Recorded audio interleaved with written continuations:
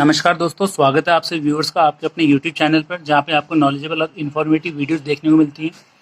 दोस्तों, अगर आप सही और पूरी जानकारी वाली वीडियोस देखना पसंद करते हैं तो बेल आइकन दबाकर चैनल को सब्सक्राइब कर लें, जिससे चैनल पर अपलोड होने वाली नई वीडियोज़ के नोटिफिकेशन सबसे पहले आप लोगों को मिलते रहें।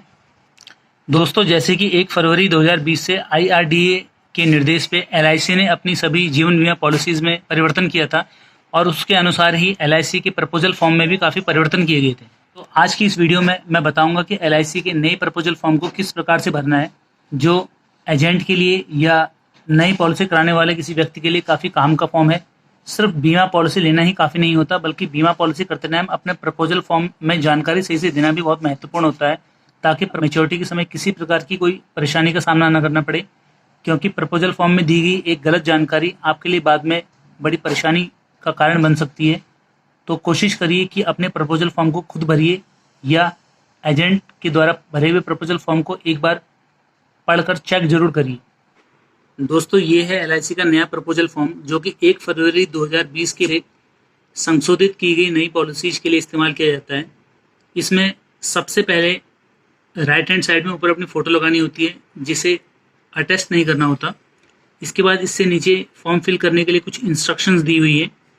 ये पढ़ने के बाद यदि इस प्रपोजल फॉर्म को किसी एजेंट के द्वारा फिल किया जा रहा है तो उस स्थिति में यहाँ पर एजेंट की DO का नंबर और DO का मोबाइल नंबर लिखना होगा। उसके बाद यहाँ पर एजेंट का कोड नंबर और उसका मोबाइल नंबर मेंशन करना होगा। लेकिन ये तभी लिखा जाएगा जब फॉर्म को एजेंट के द्वारा भरा जा रहा है। यदि इस फॉर्म को प्रपोजर द्वारा स्वयं भरा जा रहा है, ये सोचते हुए कि फॉर्म में किसी तरह कोई गलती ना हो, जिससे कि आगे मैच्योरिटी या क्लेम के समय कोई परेशानी ना हो, तो उसके लिए फॉर्म की शुरुआत सबसे नीचे वाले सेक्शन नंबर 1 से होगी, details of the life to be assured से, जहाँ पे सबसे पहले एश्योर्ड पर्सन की डिटेल देनी होगी। एश्योर्ड पर्सन का नाम, उसके बाद उसके पिता का नाम, उसकी माता का नाम, उसका जेंडर, उसके मैरिटल स्टेटस के हिसाब से मैरिड या अनमैरिड, अगर मैरिड है तो उसकी वाइफ का नाम, या अगर किसी लेडीज का बीमा कर रहे हैं तो उसके हस्बैंड का नाम, उसका डेट ऑफ बर्थ, उसकी एज। तो पहले पेज पे ये चीज़ फिल की जाएंगी। अब पेज नंबर 2 में हमें जिस व्यक्ति का बीमा करना होता है उसकी कुछ डिटेल देनी होती है, जैसे कि उसका प्लेस ऑफ बर्थ क्या है, नेचर ऑफ एज प्रूफ क्या है, नेशनैलिटी क्या है, सिटीजनशिप क्या है, उसका कॉरस्पॉन्डेंस एड्रेस और उसका परमानेंट एड्रेस। अगर दोनों सेम है तो यहाँ पे सेम या डू लिख देंगे। उसके बाद उसकी नेशनैलिटी कहाँ की है, रेजिडेंशियल स्टेटस उसका कहाँ है, इंडियन है, NRI है, उस हिसाब से टिक कर देंगे। अगर NRI है तो उसको यहाँ पे उसका एड्रेस लिख देंगे, नहीं है तो NA लिख देंगे। उसके बाद अगर वो टैक्स पेई है तो टैक्स असेसी होने के केस में उसको हम यहाँ पे येस लिख देंगे, नहीं है तो नो लिख देंगे। उसका पैन नंबर लिख देंगे। प्रूफ ऑफ आइडेंटिटी के तौर पे क्या दिया है, आधार कार्ड, वो मेंशन कर देंगे। जो भी डॉक्यूमेंट दिया होगा उसका नंबर लिखेंगे, उसकी एक्सपायरी, और एड्रेस प्रूफ के तौर पे जो भी डॉक्यूमेंट आप लगा रहे हैं साथ में वो उसका नाम लिखेंगे। अगर जिस व्यक्ति का बीमा करना है वो कोई बिजनेसमैन है तो उसका GST नंबर भी ज़रूर होगा, वो नंबर यहाँ लिख देंगे। यदि GST नंबर नहीं है यहाँ पे नो लिख देंगे। उसके बाद CKYC नंबर यहाँ पे मेंशन कर देंगे। CKYC एक 14 डिजिट का नंबर होता है जो आपके ID प्रूफ से जुड़ा होता है।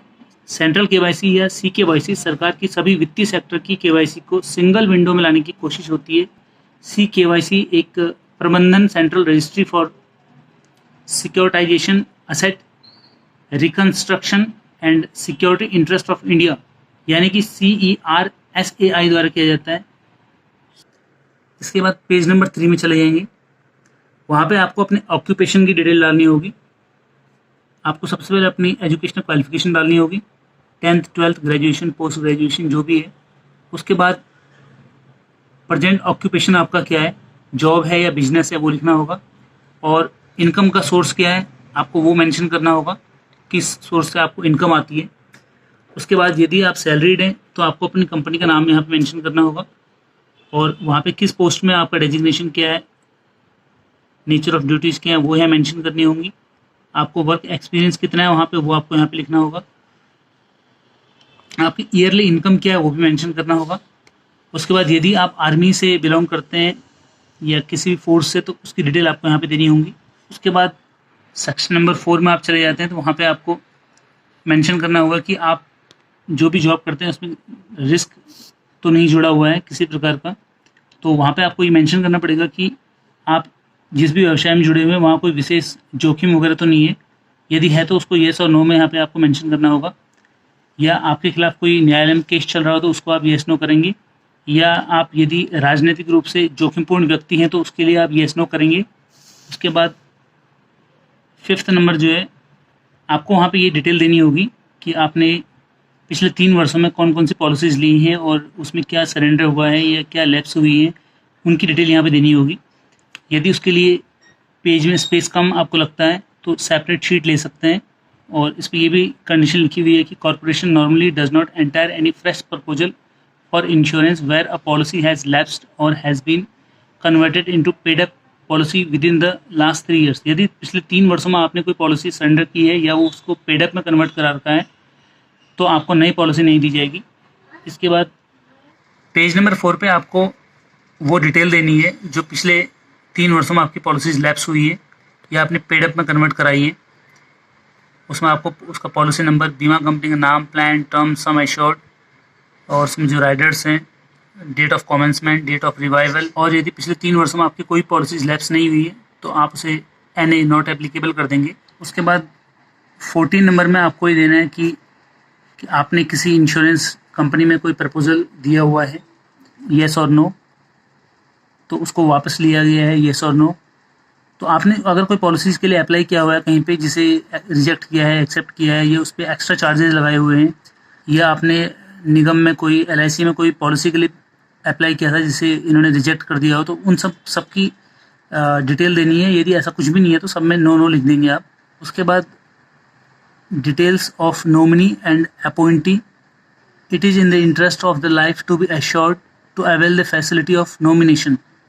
तो यहाँ पे आप जिसको भी नॉमिनी में नाम जिसका रखना चाहते हैं, नॉमिनी से मतलब है कि यदि पॉलिसी की मैच्योरिटी से पहले ही बीच में इंश्योर्ड पर्सन को कुछ हो जाता है तो उस केस में इंश्योरेंस का जो पैसा है वो किसे मिलेगा, कौन उसे क्लेम कर सकता है, उस व्यक्ति का नाम यहाँ पे आपको देना है। उसे आप एक नाम भी दे सकते हैं उसके लिए और आप एक से अधिक नाम भी दे सकते हैं और जो भी अमाउंट है उसको परसेंटेज के रूप में उनमें बांट सकते हैं। जैसे कि यहाँ पे एश्योर्ड पर्सन ने अपनी वाइफ का नाम दे दिया और उस इंश्योरेंस के अमाउंट में उनकी हिस्सेदारी 100% उन्हें दे दी। अगर 2 पर्सन होते तो उसमें परसेंटेज दे सकते थे 50-50 या 60-40 या जो भी रेशो देनी है, और उनसे रिलेशन मेंशन कर दिया और बाकी किसी और का नाम इसमें नहीं लिखा है। तो एक ही नॉमिनी बनाया हुआ है, तो यहाँ पे और एक से अधिक नॉमिनी बना सकते हैं। हाँ, सबसे महत्वपूर्ण इस बार इस फॉर्म में कुछ परिवर्तन भी किए गए हैं पहले से। जैसे कि एक महत्वपूर्ण परिवर्तन ये है कि आप जिसे नॉमिनी बना रहे हैं उसको आपको जो है उसका ID प्रूफ ऑफ नॉमिनी या अपॉइंटी ID नंबर, तो आपको नॉमिनी का या अपॉइंटी का ID नंबर भी यहाँ पे मेंशन करना है ताकि बाद में वेरिफिकेशन में कोई दिक्कत ना हो, सही व्यक्ति को पैसा मिल सके। तो इस चीज़ को देखते हुए IRDA ने एक महत्वपूर्ण परिवर्तन किया है यहाँ पे। आप चलते हैं पेज नंबर 5 में, जिसमें सबसे पहले बैंक डिटेल देनी है। इसमें आपको अपने बैंक का टाइप, सेविंग अकाउंट या करेंट अकाउंट जो भी उसे टिक करना है।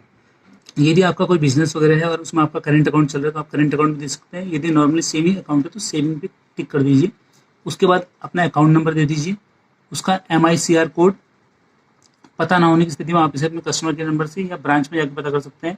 फिर IFSC कोड, ये आपकी चेकबुक में ऊपर लिखा होता है और पासबुक के भी शुरू में भी लिखा होता है। तो उसके बाद आपको अपना जो आपकी ब्रांच है उसका एड्रेस लिखना होगा, पहले बैंक का नाम, उसके बाद यहाँ पे एड्रेस उसको दे देंगे। उसके बाद इसके साथ आपको एक कैंसिल चेक भी अटैच करना होगा जिसमें आपका नाम भी प्रिंट हो। उसके बाद बीमे के लिए प्रस्तावित व्यक्ति का मोबाइल नंबर, जिस व्यक्ति का बीमा करना है उसका मोबाइल नंबर यहाँ पे लिख देंगे, उसका मेल ID लिख देंगे और बीमे के लिए प्रस्तावक के हस्ताक्षर या अंगूठे के निशान, ये वो जगह है जहाँ पे सबसे पहले साइन होंगे। जिस व्यक्ति का बीमा करना है उसके यहाँ पे साइन होंगे, या अगर वो साइन नहीं कर सकते तो उनका यहाँ पे अंगूठा लगेगा। ये पहली जगह है जहाँ से साइन की शुरुआत हो रही है, तो यहाँ पे पहला साइन होगा जिस व्यक्ति का बीमा करना है उनका। तो इसके बाद सेक्शन 2 में हम पहुँचते हैं। सेक्शन 2 में आपको मेंशन करना है कि आप इंश्योरेंस क्यों करवा रहे हैं, आपका रीज़न क्या है। तो आप यहाँ पे उसका रीजन डालेंगे, सेविंग और रिस्क कवर। एक तो आपको बचत करनी है, दूसरा आपको रिस्क को भी कवर करना है, जो लाइफ का रिस्क होता है। प्रस्तावक किसके तहत है, इंडिविजुअल लाइफ। ये जो प्रपोजल फॉर्म आप फिल कर रहे हैं किसी व्यक्ति विशेष के जीवन पे बीमा ले रहे हैं, इसलिए इसको इंडिविजुअल लाइफ पे टिक कर देंगे। इसके बाद LIC की जो आप पॉलिसी लेते हो तो इसमें कुछ राइडर्स भी मिलते हैं, मतलब जो मेन पॉलिसी में जो बेनिफिट्स हैं उसके अलावा राइडर्स, जैसे एक्सीडेंटल राइडर आप ले लेते हैं या टर्म राइडर ले लेते हैं, तो मतलब एक जो इंश्योरेंस का अमाउंट है उसके अलावा उस राइडर से जो वो अमाउंट है सम एश्योर्ड का, उसके साथ और अमाउंट जुड़ जाता है। उसके लिए थोड़ा सा प्रीमियम भी एक्स्ट्रा पे करना पड़ता है और अमाउंट भी कुछ होने पे क्लेम के समय थोड़ा सा एक्स्ट्रा मिलता है। तो उसके लिए इन राइडर्स में से अगर आपको कोई टिक करना हो तो राइडर ले सकते हैं। जैसे कि नंबर 1 पे आपका है कि LIC new term assurance rider, जैसे कि जीवन लक्ष्य एक पॉलिसी में है उसमें टर्म राइडर लेना पड़ता है, वरना उसमें अगर कोई मिसहैपनिंग हो जाती है तो उस समय कोई अमाउंट नहीं मिलता, बाद में मिलता है। तो राइडर लेने से उस समय भी फैमिली को कुछ अच्छा अमाउंट मिल जाता है।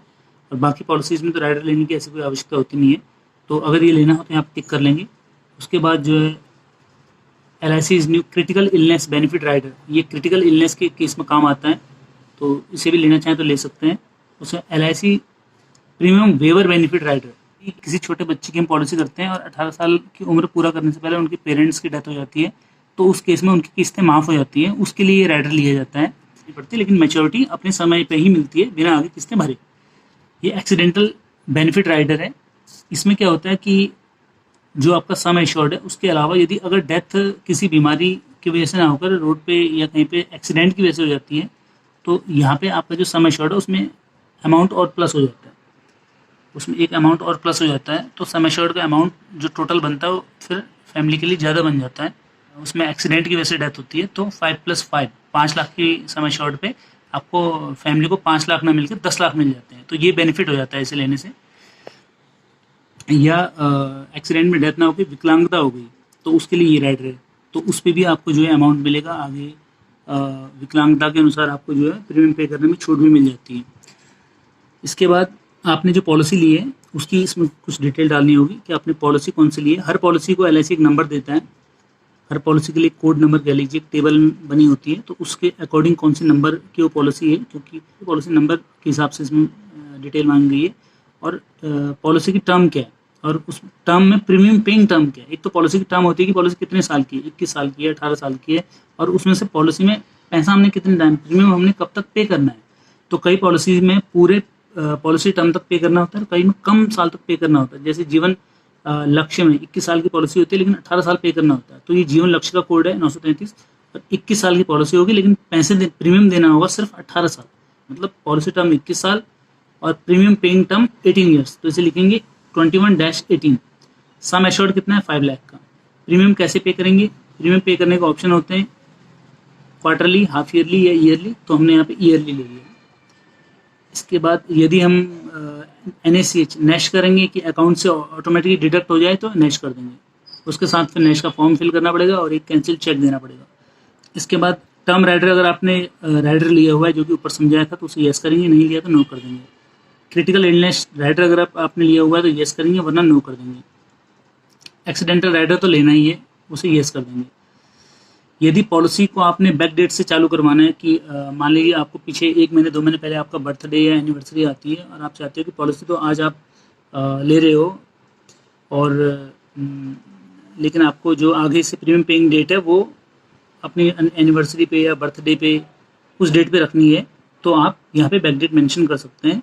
कुछ दिनों तक तो वो फ्री होता है, लेकिन अगर ज़्यादा बैक आप जाते हैं, ज़्यादा पीछे 1 महीने से ज़्यादा जाते हैं तो फिर कुछ चार्जेस लगते हैं थोड़े बहुत उसमें। इसके बाद यदि आप पुलिसकर्मी हैं तो ये उनके लिए है। यदि आप अर्धसैनिक हैं, पुलिस की ड्यूटी पे हैं, तो उसमें आप राइडर्स वगैरह या एक्सीडेंटल क्या ले रहे हैं तो उसके लिए येस नो करना है। और नॉर्मली बाकी लोगों के लिए कुछ नहीं है, इसको कट कर देंगे। ये भी SSS पॉलिसीज़ के लिए है, ये भी आप नॉट एप्लीकेबल कर देंगे। अब चलते हैं पेज नंबर 6 में। पेज नंबर 6 में सबसे ऊपर यहाँ पे ये लिखा हुआ है कि to be answered only if proposing for LIC's premium waiver benefit rider in case of insurance on minor life. यदि आप किसी माइनर की, मतलब जो 18 साल से कम उम्र का बच्चा है, उसकी लाइफ पे पॉलिसी ले रहे हैं और उस पर आप जो है फादर या मदर का नाम डाल के प्रीमियम वेवर बेनिफिट लेना चाहते हैं, जो कि मैंने अभी पीछे बताया था एक राइडर होता है जिससे कि पेरेंट्स को कुछ होने पे बच्चे की आगे किस्तें माफ़ हो जाती हैं, तो तब इस पर जो है येस करना है। और अगर आपको ये नहीं लेना है या बच्चे की उम्र 18 से ज़्यादा है या आपको ये, तो आप इसको कुछ नहीं करेंगे, छोड़ देंगे या नो लिख देंगे इस पर। इसके बाद इससे नीचे वाला जो ऑप्शन है, to be answered only if proposing under LIC's Aadhaar Stambh और LIC's आधारशिला। यदि आप LIC की आधारशिला या आधार स्तंभ वाली पॉलिसी ले रहे हैं तो आपको यहाँ पे डिटेल डालनी है। यदि आधार स्तंभ और आधारशिला वाली पॉलिसी नहीं ले रहे हैं तो आपको इसको भी छोड़ देना है। आधारशिला आधार स्तंभ वाली जो पॉलिसी है वो भी बाकी पॉलिसी की तरह ही है, जहाँ जो थोड़ा सा सस्ती पड़ती हैं और पॉलिसी की अपेक्षा, जिसमें कम सम एश्योर्ड से भी शुरुआत हो जाती है पॉलिसी की। मतलब जहाँ पे आप कम प्रीमियम पे पॉलिसी शुरू करना चाहते हो, बहुत सस्ते पे, कम सम एश्योर्ड पे, तो उस केस में ये पॉलिसीज ली जाती हैं। अन्यथा इस ऑप्शन को भी आप यहाँ पे छोड़ देंगे। ये आपका जीवन अमर के लिए, LIC की जीवन अमर मतलब टर्म इंश्योरेंस पॉलिसी अगर आप ले रहे हैं तो उसके लिए इस ऑप्शन को आप फिल करेंगे, जिसमें अगर आप स्मोकर हैं या नॉन स्मोकर हैं उस हिसाब से इसमें टिक कर देंगे। अगर आपको टर्म राइडर पॉलिसी नहीं लेनी है, आप नॉर्मल एंडोमेंट पॉलिसी के लिए अप्लाई कर रहे हैं, तो आपको इससे कोई लेना देना नहीं है। इसमें जो है लेवल सम एश्योर्ड या इंक्रीजिंग सम एश्योर्ड क्या आपने करना है उसको टिक करेंगे। लेवल सम एश्योर्ड का मतलब ये है कि आपका सम एश्योर्ड एक जैसा रहेगा होल लाइफ पॉलिसी टर्म जब तक चलती रहेगी। और इंक्रीजिंग सम एश्योर्ड का मतलब जैसे जैसे आपके जो है पॉलिसी बढ़ेगी वैसे वैसे सम एश्योर्ड भी बढ़ता चला जाएगा और साथ ही प्रीमियम भी बढ़ता चला जाएगा। अब चलते हैं पेज नंबर 7 में। यदि आपकी पॉलिसी रिवाइवल के लिए किसी इंश्योरेंस कंपनी में विचाराधीन है तो आप यस कर देंगे। यदि ऐसा कुछ नहीं है तो यहाँ पे आप नो कर देंगे।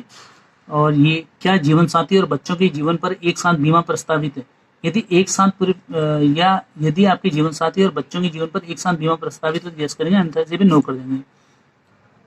Do you wish to avail option to take maturity benefits in installments?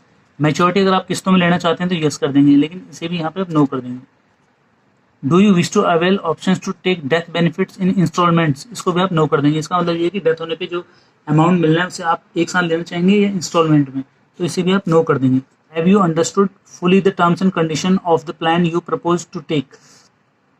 इसमें यह है कि क्या आपने सभी नियम शर्तें समझ ली हैं जो पॉलिसी आप ले रहे हैं, तो आप इसे यस कर दीजिए। Whether the terms and conditions of the proposed plan and any other information that you needed for matching your objective of insurance have been explained to you by the agent?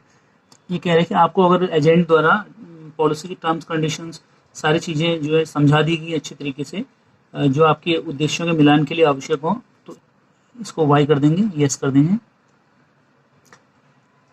क्या आप ग्राहक portal में पंजीकृत हैं? Are you registered with LIC portal? यदि है तो yes कर दीजिए, अन्यथा नो कर दीजिए। यदि है तो फिर आपको कस्टमर ID यहाँ पे मेंशन करना पड़ेगा। यदि नहीं तो जो इनकी वेबसाइट है वहाँ पे जाके इन बेनिफिट्स के लिए अपने आप को रजिस्टर करा सकते हैं। इसके बाद यहाँ पे बीमे के लिए प्रस्तावित व्यक्ति के हस्ताक्षर या अंगूठा निशान, जिस व्यक्ति का बीमा करना है उसके यहाँ पे यह साइन होंगे। यदि वो साइन नहीं कर सकते हैं तो उनके यहाँ पे अंगूठे के निशान होंगे। तो ये वो दूसरी जगह है जहाँ पे जिस व्यक्ति का बीमा करना है उसके साइन करवाने। इसके बाद इसका निचला पोर्शन है, यहाँ पे personal and family detail of health, यहाँ पे आपकी हेल्थ की और हैबिट्स की डिटेल वगैरह फिल की जाएगी। जैसे कि यहाँ पे आपकी हाइट क्या है और हाइट आपकी सेंटीमीटर में मेजर की जाएगी, लिखनी है। यहाँ पे आपको यहाँ पे अपनी सेंटीमीटर में हाइट मेंशन करनी है, आपको यहाँ पे अपना वेट मेंशन करना है। इसके बाद क्या आपने पिछले 5 वर्षों के भीतर किसी ऐसी बीमारी के लिए जिसमें 1 सप्ताह से ज़्यादा समय तक उपचार की आवश्यकता हो किसी चिकित्सक से परामर्श लिया है? यस और नो कर दीजिए। आप कहीं एडमिट हुए हों, यस नो कर दीजिए। अपने कार्य से अनुपस्थित रहे हों हेल्थ की वजह से, तो यस नो कर दीजिए। तो ये आपने पढ़ के यस नो करना है इसमें। अगर आप पूरी तरीके से फिट हैं तो सब जगह नो नो आएगा, इसको आपको पढ़ना पड़ेगा एक बार। इसके बाद चलते हैं पेज नंबर 9 में। यहाँ पे भी आपको अपने अगर आपको कोई बीमारी है, कोई मेडिसिन आप ले रहे हैं, कोई ट्रीटमेंट आपने लिया है, तो उसी की डिटेल आपको फिल करनी है। यदि आप पूरी तरीके से फिट हैं, कभी कोई ट्रीटमेंट नहीं लिया है, तो सब जगह आपको नो नो लिखना है। जिसमें आपको ब्रेन से संबंधित, जिसमें आपको कोई ऑपरेशन, कोई बीमारी, या आपके अगर आंखों में चश्मा भी है तो उसका भी आपको जो है यहाँ पे नंबर मेंशन करना होगा। प्लस में है, माइनस में है, क्या है वो यहाँ पे आप मेंशन कर देंगे। तो ये मेंशन करने से कोई दिक्कत नहीं है। यदि LIC को जरूरत होती है तो कोई कुछ टेस्ट करवाने की तो टेस्ट करवा सकते हैं, लेकिन आपके लिए अच्छा है, बाद में क्लेम या मैच्योरिटी के समय किसी तरह की कोई परेशानी नहीं होगी ऐसा होने से। और हो सकता है कुछ जो है प्रीमियम बढ़ जाए थोड़ा सा, अगर कोई प्रॉब्लम आप दिखती है या कोई रिस्क दिखता है तो, लेकिन वो आपके लिए अच्छा है, आपकी पॉलिसी के लिए अच्छा है। तो इसके बाद यदि कोई बीमारी है तो उसका नेचर वो कब पता चली थी, क्या उसमें ट्रीटमेंट हुआ था, क्या अभी भी चल रहा है, कौन से हॉस्पिटल से ट्रीटमेंट हुआ था, उसकी यहाँ पे डिटेल मेंशन कर देंगे। वैसे इसके लिए अलग से एक फॉर्म भी भरने को दिया जाता है बाद में बीमारी के अनुसार, तो वो तो अलग से भरा जाता है, लेकिन यहाँ पे फिलहाल ये डिटेल डाल देंगे। इसके बाद आपका आएगा कि आप अल्कोहलिक हैं, आप स्मोकर हैं, ड्रिंक करते हैं, उसकी डिटेल, या लास्ट आपने कब क्या कैसे ड्रिंक किया था, और पिछले 60 महीनों में आपने कोई ऐसी चीज़ ली है, तो वो सारी डिटेलें आपको यहाँ पे फिल करनी होगी। अगर ऐसा कुछ भी नहीं है तो आप यहाँ पे नो नो लिख देंगे। पेज नंबर 9 में आपको अपने स्वास्थ्य के बारे में बताना होगा कि हेल्थ आपकी कैसी है, स्वास्थ्य कैसा है। सही है तो गुड लिख देंगे, और जनरली गुड ही लिखते हैं अधिकतर लोग। और इसके बाद आपके पेरेंट्स की, आपके जो स्पाउस है उसकी, बच्चों की, उन सब की हेल्थ से रिलेटेड कुछ यहाँ पे डिक्लेयर करना होगा कि उन्हें कोई बीमारी तो नहीं चल रही है, जैसे हार्ट की, स्ट्रोक या हेपेटाइटिस या HIV वगैरह। इसके बाद यहाँ पे आपको फैमिली हिस्ट्री डालनी होगी, जिसमें आपको जो है अपने फादर, मदर, ब्रदर, सिस्टर, अपने स्पाउस और बच्चों की सबकी एज लिखनी होगी, सबकी हेल्थ कैसी है वो लिखनी होगी, और यदि किसी की डेथ हो गई है तो डेथ किस में उनकी एज क्या थी वो मेंशन करनी होगी, और डेथ का रीज़न क्या था वो मेंशन करना होगा। और जहाँ पे कुछ मेंशन नहीं करना है उसको आप डैश कर दीजिए या NA लिख दीजिए। इस तरीके से आप इस पोर्शन को फिल कर सकते हैं।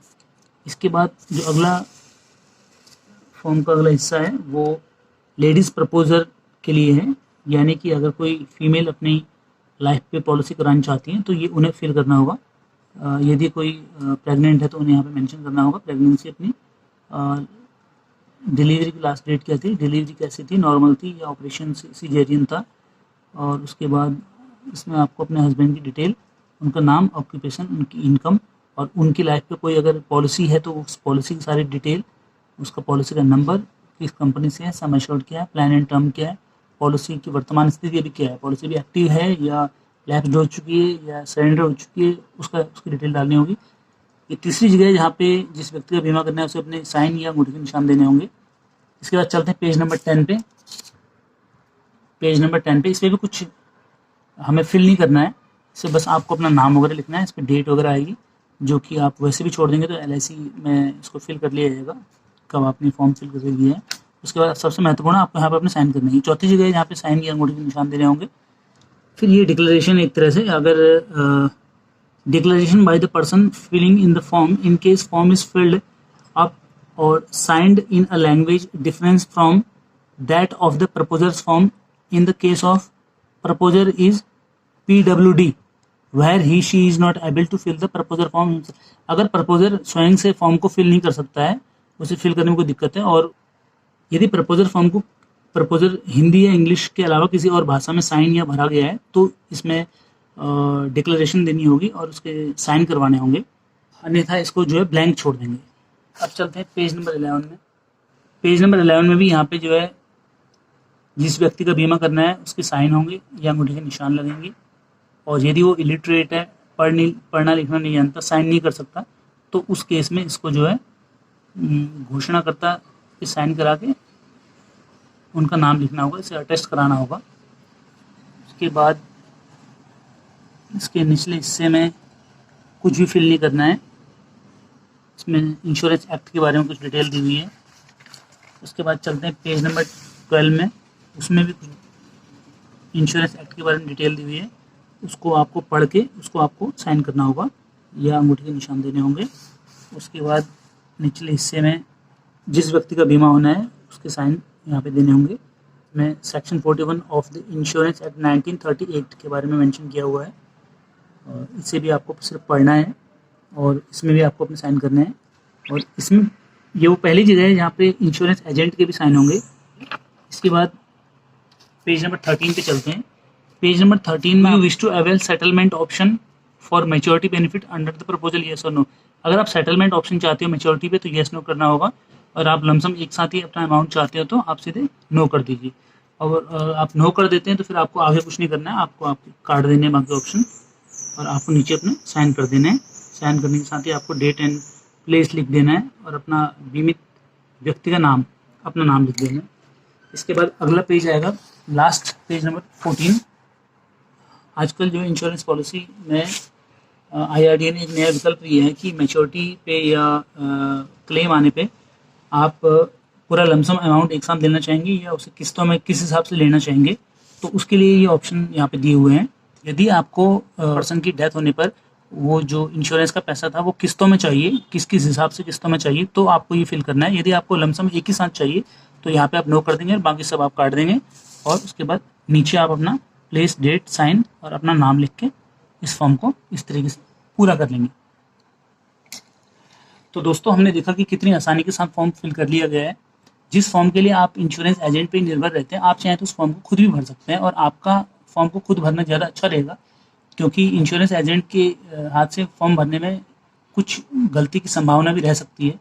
फॉर्म को खुद भरना आपके लिए फ़ायदेमंद रहेगा, क्योंकि इसमें आपको किसी तरीके का कोई वहम नहीं रहेगा कि पॉलिसी फॉर्म फिल करते टाइम किसी तरह की गलती तो नहीं हो गई है, तो और आप अपनी जानकारी सही तरीके से स्वयं भर सकेंगे। तो बेहतर होगा कि अगर आप जब भी आगे से पॉलिसी करवाते हैं तो इस वीडियो को देखते देखते अपना प्रपोजल फॉर्म स्वयं से भर लें, और इसके बाद भी अगर आपको कहीं पे कोई डाउट होता है तो आप मुझे कमेंट कर सकते हैं। दोस्तों अगर वीडियो आपको पसंद आई हो तो वीडियो को लाइक करें, क्योंकि आपका किया हुआ प्रत्येक लाइक मुझे मोटिवेट करता है। तो दोस्तों मिलते हैं अगली वीडियो में कुछ नई जानकारियों के साथ। पूरा वीडियो देखने के लिए धन्यवाद।